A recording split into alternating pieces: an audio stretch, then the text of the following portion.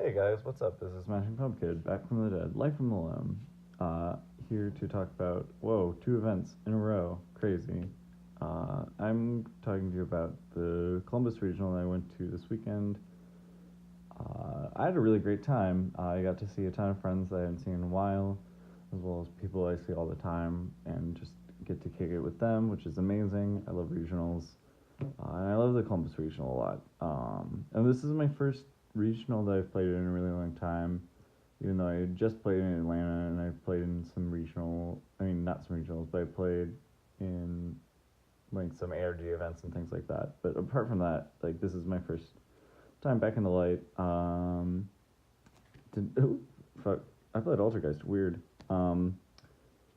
Anyway, I started off the day X and 1 going into round 7 of a 10 round regional. And then I unfortunately lost 2 of my next 4 matches. I won 1, and the last one went into time. It was pretty unlikely that uh, either um, either of us would get our invite if um, we drew, so I ended up giving the win to my opponent by conceding the match. So, yeah, that was an unfortunate way to end the event, but I don't feel bad about it at all. My opponent was super nice. I had played almost everyone was extremely nice that I played in the regional, so no hard feelings whatsoever. An excellent event. So I'll just get into the deck profile. I played Altergeists. A lot of people say that this deck is dead, which, like, they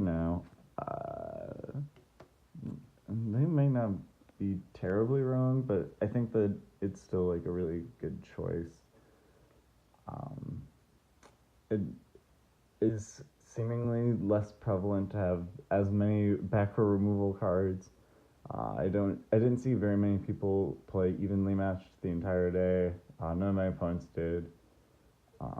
Twin Twister was like one of the only hate cards that people really have, and that card is beatable. So we play Marionette. Oh my god. So yeah, just how this is going to be broken down. These are the engine cards. Play 3 Multi-Picker, 3 Milliseek, and then Marionetter. And then to help you get to these cards, we play some of these, and then 2 Spoofing. So these are all the cards that help you like play the game basically, and like construct ways to win the game. Uh, I only played 2 of this because I had only 2, but I don't know if I'd play 3. Like, a lot of times, like, you don't want to see multiples of this card, and it's really like only good like to either get back into the game if it's like an advantage based game. So I don't know. I don't know about 3, but it is nice to see Extravagance when you play against Subterror or Altergeist mirrors. So those are all the engine cards. Pretty self-explanatory. Disruptive elements for the first turn because they are necessary. There are too many combo decks. There are too many uh, Salmon Great decks, and you really need like maybe you really want 2 of these, and you need at least 1 to hopefully not lose on the first turn if they open well, which is likely because those decks are pretty consistent. So you want 1 of those, and Impermanence is one of the best cards in the deck. So these are the disruptive cards that are Salamangreat, that are Altergeist cards. I still don't think that Manifestation is a great card by any means, but it is nice to get something else off of Marionetter. Otherwise, these cards are just kind of fine. Conqueror is probably the best worst card in this deck. I probably would play more strikes in the future. I only ended up playing 3. And then now we have our Floodgate cards to try and win unfair in an unfair way. I never played against Striker, so these cards were never amazing, but they did do their job against some decks. Just because every deck has to play spells. And surprisingly, I played against Fluffles and I played against Monarch, and both times this shut him out completely out of the game. And then Imperial, I had a couple of times throughout the day. Uh, Never in a super clutch moment, but the card was very good. It is amazing. So cards that I really liked throughout the day. I liked Pinkertops. Pinkertops was good. Played through Ravelry. That card was great. Played Duster. That was quite good against my Subterror opponents. So these cards are great. Questionable decision. Lancia only at 1. I really should have been more diligent and tried to find this before registering the deck. I didn't, so I ended up only playing 1. Double Wiretap. This card was pretty bad, just because Evenly wasn't really prevalent and Red Reboot was sometimes sided, but it wasn't really relevant. And then one of the best performing cards of the weekend was Waking the Dragons.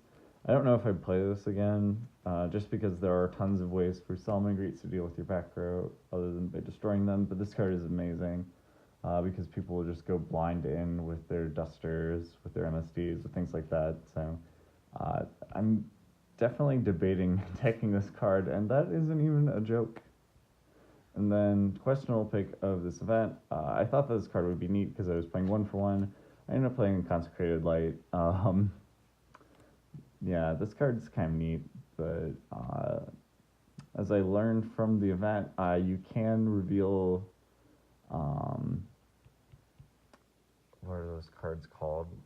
Danger monsters, and even though, because the effect is indeterminate whether or not they get special summoned or not, which is stupid, but yeah, so they can keep on activating the danger monsters. What that does for them, I don't really know. Maybe they discard Nessie and then they get to Bigfoot and then Bigfoot pops this, but they're not drawing cards and they're not putting things on the table, so I don't really care. Extra deck. The extra deck never mattered for this deck. I've said this in multiple deck profiles. We play 3 Extia. It's fine. We play double Linkuriboh. This card is maybe should be played at 3. These are your utility cards. Sometimes you make Phoenix just to get rid of problematic back row. Sometimes you make Witch's Apprentice to get rid of Inspector Border, which wasn't really prevalent at this event either. For the Waking the Dragon targets, we play 3 really good ones. This is pretty much game against Salamangreat if you can cut them off from Fusion. This is pretty much game against anything that doesn't play Ghost Ogre. And this is pretty much game against any deck that hasn't set up yet and doesn't have a Ghost Ogre. Yeah, you can Ghost Ogre this. This is an effect that activates on summon. No, can you? Yeah, I think so. Yeah, you can definitely Ghost Ogre this. Woo. Other cards. These are all questionable, especially this. This is really questionable, but we're gonna do something spicy with this someday. I promise, guys. I promise. But yeah. Altergeists, back from the dead. Have an expensive field center. I don't have any more advice for you guys. I hope to play in an event soon. I'll talk to you later. Bye-bye.